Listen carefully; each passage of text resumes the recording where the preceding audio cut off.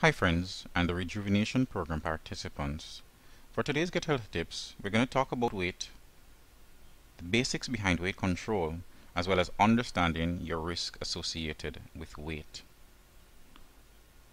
If I've done my talk well, then by the end of it, you should be able to answer all these questions and be able to easily go through all sections included here. Let's see how much of a good job I can do. Let's begin with what is weight control. Weight control, very simply, is a lifelong habit and journey that focuses on achieving and maintaining a healthy weight. But I'd like to put it to you that this achievement should be with little thought because you have a great understanding of how it is done. For most of us, this may or may not be equal to our ideal weight, and this ideal weight is a weight that gives us a BMI between 19 and 25. We'll talk about BMI in a little bit. It, however, will include maintaining a daily balance, or more specifically, imbalance between the calories that you take in through your diet and the calories that you burn through physical activity that will help you to achieve and maintain this weight, or more importantly, progressively and consistently go towards it. Before we start the weight control changes though, it's quite key that we have a good plan in place. And one of the better plans to have in place is a smarter one. Now smarter is a mnemonic that sets out how you should put this plan together. Let's run through it. Your plan should be specific, it should be measurable, it should be attainable, it should be realistic, time-based, enjoyable and rewarding. If put together properly, you should very easily be able to answer the questions. What is your weight target? Specific. What is the timing for the change? Measurable. What is your strategy for the change? Attainable and realistic. How long should it take? Time-based. Certainly it should always be very enjoyable through competitive rivalry and rewarding. Set rewards for yourself. So this routine of lifelong rejuvenation becomes a simple, fun and entertaining manner. Why change our weight though in the first place? A lot of us can be saying, hey, I love the way I am. But is love enough for you? After all, if you're not living to enjoy the love that's been given to you, then probably not the thing that you want in the first place. So let's look at some of the reasons to change. There are easily over 101 things that I can list out, and I've put down quite a few here for you. So let's look at it. People who are overweight, first and foremost, find that just losing 10% of their body fat will minimize their risk for major diseases such as diabetes, hypertension, stroke, heart attack and more. Even cancers are prevented by simply changing your weight by as little as 10%. Being overweight, especially being obese, increases your rate of cardiac disease and cancers by as much as 4-fold. As a matter of fact, for people with a BMI that is greater than 40, it has been shown that your life expectancy is 20 years less than those with a normal BMI. Now, 20 years more of love, isn't that something worth changing your weight for? I would. But changing your weight also comes with a lot of practical benefits. It reduces your risk for diseases in nearly every system, from respiratory disease, obstructive sleep apnea, asthma, cancers, psychological stress. It's hard to be stigmatized as being the overweight one, the bad apple in the bunch. And after all, who likes being the odd one out? Cardiovascular diseases we spoke about earlier, stroke, brain diseases, difficulty in pregnancy, surgical risks, certainly poor sex life. Who wants that? Gastrointestinal diseases or stomach discomforts from regurgitations or ulcers are more common with a high weight. Joint pains, because of that excess weight on the joints, constantly cause you to get more orthopedic diseases. Metabolic diseases such as diabetes and others become more prevalent when you're overweight. Now, if that doesn't change your mind about changing your weight, then I hope this does. Certainly we've all seen that thick black plaque behind the neck of those persons being overweight, and not to mention the difficulty of maintaining your hygiene and the smell that comes with it. Come on, man. Let's get going and get that weight under control. Let me put it from a different perspective for you. Let us look at what you're protecting yourself from losing by changing your weight. It's often, for most of us, not a matter of how much life we live, but it's about the quality of life we live. We want to have our memories to be able to share with our children and others. We'd love to have the energy, the youthfulness, the vitality. We'd like to have our own money. We don't want to be spending it with a doctor. Do you? I know you don't. So, change your weight and have a better chance of controlling your body and not having a disabled mind. Not being a burden to anyone as you get older and start to suffer the consequences. Let's jump into the numbers. How do we actually measure this weight, and what are the numbers that are used for it? Really, when we talk about weight, our focus is truly on the total amount of body fat. That is actually amount of fat, not just what you see, but what is on the inside as well. Alright, so we're talking about the distribution of this fat on your body. And good numbers that help us to understand this or share this with you better are things like your body mass index, or as we spoke about before, your BMI, which is really a ratio between your height and your weight. Your percentage body fat is also another good way of representing this total fat that's on your body. Your waist to hip ratio tells about the distribution. So does your varied skin folds and bioimpedance, as can be told as well by bioimpedance scanning. What are the goals that we're trying to achieve when we do fat measurements or do weight change? Really, what we're trying to say to you with these numbers is really what is your risk for developing those negative consequences, such as cardiovascular disease, cancer, major ailments, and disabilities. The goal that we'd want you to set to be able to prevent these things is to be able to achieve a weight change at a rate of 2 pounds per week, or about 1 kilogram per week in metric. Said another way, when you think about it from an energy perspective or diet perspective, we'd want you to burn at most 7,000 extra calories per week.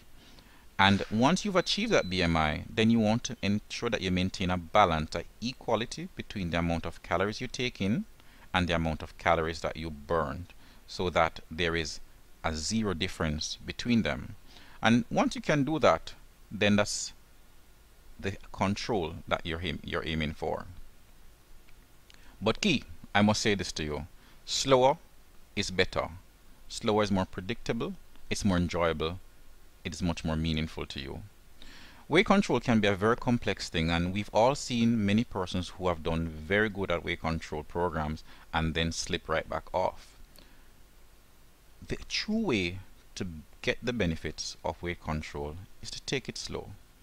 You prevent the soggy skin that comes with rapid weight change, not to mention the negative impacts that are associated with those all-you-can-eat extreme fad programs that still have the contents that put you at risk for heart disease and others. The very same thing you're trying to prevent by changing your weight.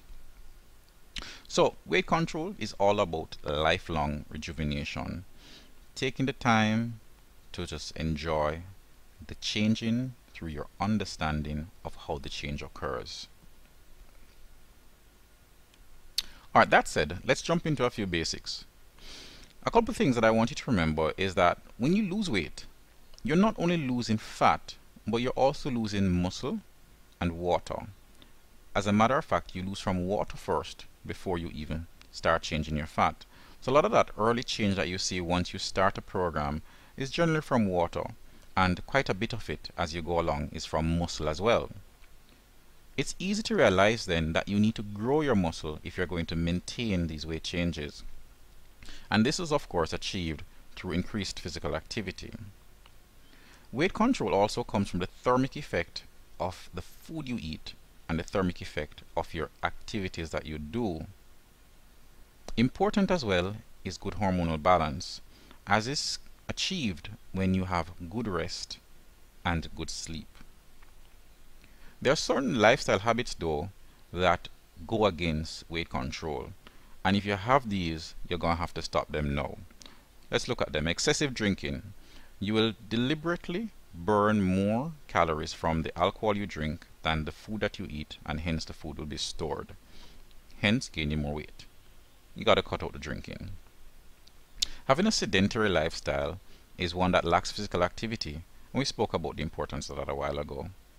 Good sleep actually helps you to maintain the weight loss or weight changes that you have achieved, and hence it is important to have good quality sleep. But as you sleep, you should ensure that your eating habits are not too close to it, because sleep in and of itself puts you in a storage state. Try to ensure that the proportions of food that you eat is not high in fat, and if you do this routinely through a high fat diet, then this is something that you have to change now. As you adjust these lifestyle, then your global health becomes of great importance as well, because if you have uncontrolled chronic diseases, your body will be naturally under stress, and a body that's under stress is one that stores fat more. So get in control of your global health and any health conditions you have. Let's look at some of the action steps and change points that you can easily work on to get greater control of your weight. We can decrease the amount of fat we take in or increase the amount of fat we burn. When we say fat, we really mean energy or calories. So let's start from decreasing the fat intake. From the time that you are preparing your food, you can make healthier choices to choose foods that are less likely to cause you to gain weight. By the time it is to get to your mouth, then again, you should find healthier sources for your food. Don't just jump to the shop around the corner if you know that the options aren't good. Try to order or prepare that food for yourself. To get from your mouth to your stomach, if you select foods that fill you up quicker, like potato or high viscous liquids, then you'll find that it is easier to consume less calories and hence put on less pounds. Once that food has gotten into your body, however, it takes some amount of therapeutic options to prevent it from entering your body, and we'll give you an overview of this later on. On the other side of the equation, when we try to provide that imbalance to facilitate weight change, then we look at the thermic energy that is burned through your meals and regular activity. Some foods actually take more energy for your body to use it than it gives to your body. Water is a very good example, and this is something that you should practice drinking pure water regularly. The more physical activity you do, though, the more the thermic energy that your body will create to burn the stored fat or the fat that you're taking in. Your basic metabolic level, though, as is maintained through physical activity and all fitness related activities, is also an important contributor to this weight change. Let us not forget, though, that your hormones play an important balance to your general level of activity within your body, and it's important to maintain a good emotional state, a happy emotional state, one that includes lots of rest and good relaxation to prevent undue stresses on your body, which encourages weight storage.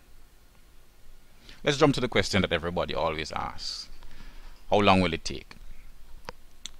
As you start to look at the steps that you will go through as you go through your weight change, this is one of the questions that you will always want to have answered first.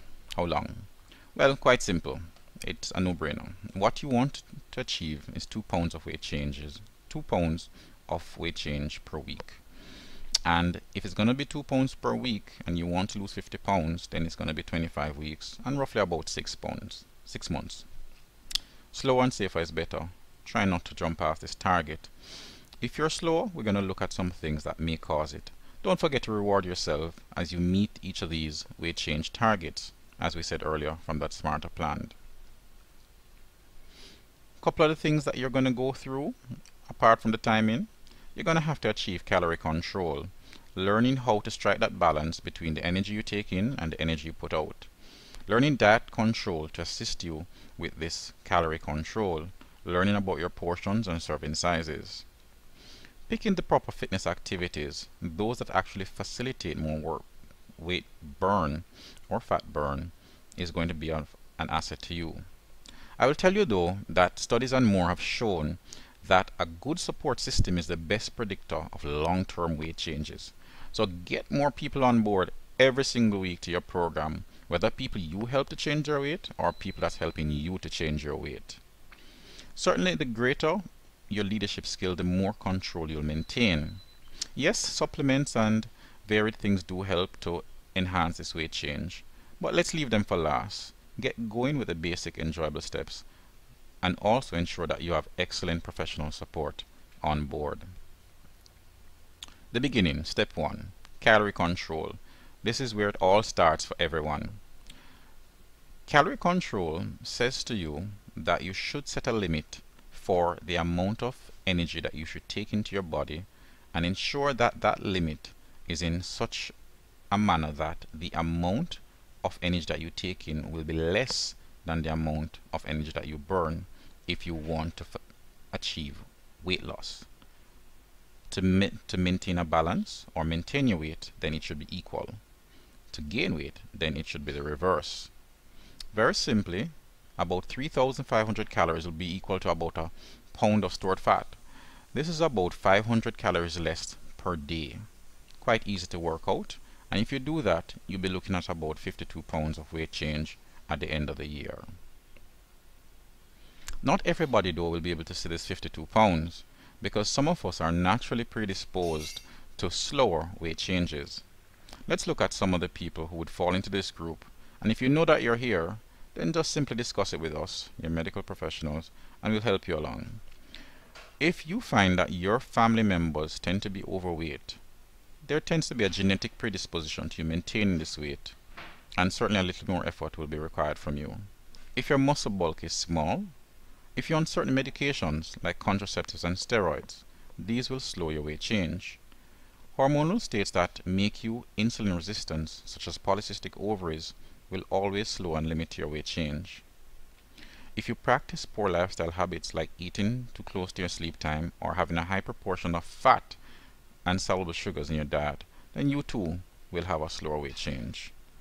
If your emotional state is not in keeping with one that is happy, meaning that you're constantly in a depressed state, then certainly expect slower weight change. Key diseases that contribute to weight gain and or slow weight change is like diabetes, Cushing's, amongst others. Come and talk to us and we'll help you with these. So where do I want you to start?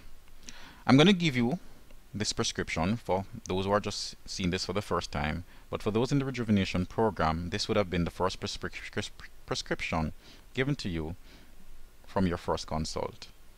It says start with a healthy diet, and for this diet here are 4 simple things we want you to do.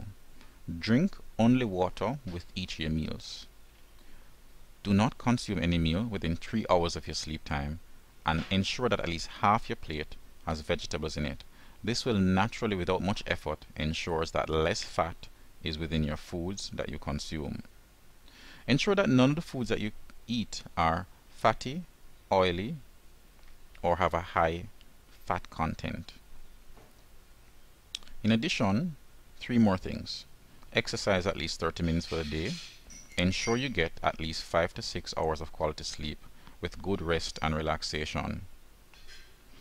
As we run along the rejuvenation journey, these are the other things that we're going to go through with you, and the things that all those are watching know that I'd want you to go through on your own as you work your way through this journey to weight control. If you find that things get slow, then these are some of the things that we're going to use to help you along the way, but certainly at the end of the tailpipe, and they take good understanding, so try not to jump at them anytime soon. Here are our final tips. To achieve weight control, it will take either an unbalancing or a balancing of your calories intake and output to maintain it. Certainly ensure you put more actions on the side of calorie burn if you want to reduce your weight, and reduce the action that slow or limit calorie burn or increase storage to make it work for you. It's that simple. Record and track it all the time, and we have a wonderful portal on Get Healthy Jamaica to help you with education and support. Reward yourself regularly every week. For every milestone that yourself and your team members meet, recognize yourself, give yourself some nice gifts, and enjoy taking it slow. I thank you all for joining me, and I'm sure that right now you'll be able to review these questions, roll back on the video if you have to, and see that you can easily go through each and every one of these, from understanding what is weight control through to getting started from the start point that I've given you. Let's get active now. Enjoy, have fun. Until next time, have a wonderful day.